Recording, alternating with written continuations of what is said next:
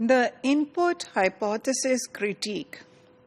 Now, Crescen's input hypothesis has been critiqued because it is just too vague and imprecise.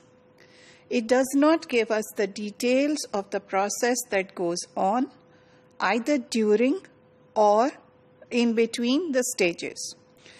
The question is, how do we determine level I and level 1? That is, how do we determine the difference between the exact level of the child and the level at which the comprehensible input has to be given? What are the components of this comprehensible input? For example, as a teacher, if you would like to apply some components in your classroom, working on the same principles, how would you decide that which components should come one after the other? Then what is the process of acquisition? How does acquisition actually takes place? So a child is exposed to this environment in which he or she is given this comprehensible input according to Crescen, and the acquisition takes place almost automatically. What is the process?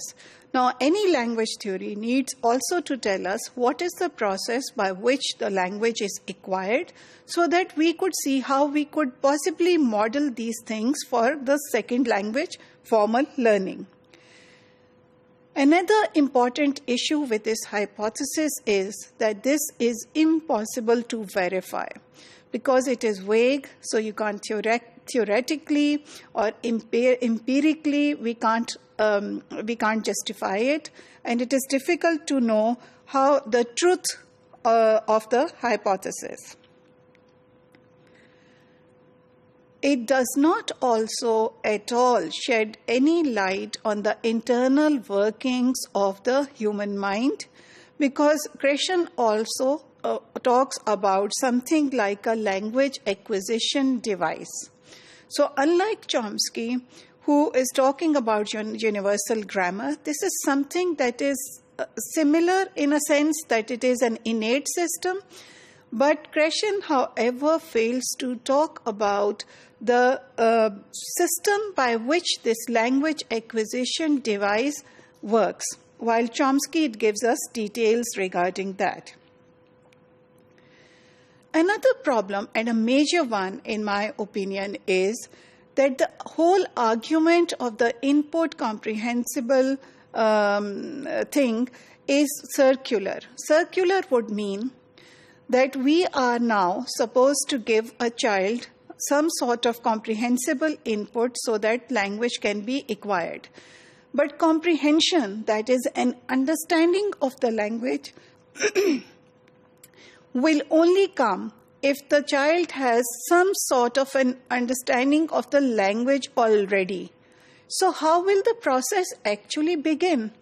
So when we say, for instance, that if a child is to learn French, or if you and I were to learn French, for instance, how will I provide you, or how would anybody provide me with comprehensible input when my knowledge of the language is nil? So my comprehension or understanding of the language will only come after a process of acquisition. And then Crescen is saying this acquisition follows from the comprehensible input.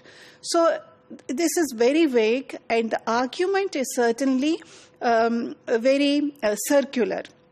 So think of it, for instance, in terms of your own classroom students or your own language learning experience.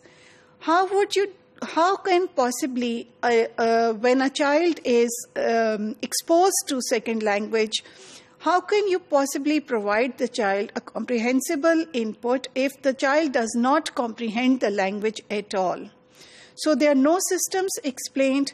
It is thoroughly vague and imprecise, and Crescen also does not give us any example or any insights into the working of this language device that he says is innate in all the learners.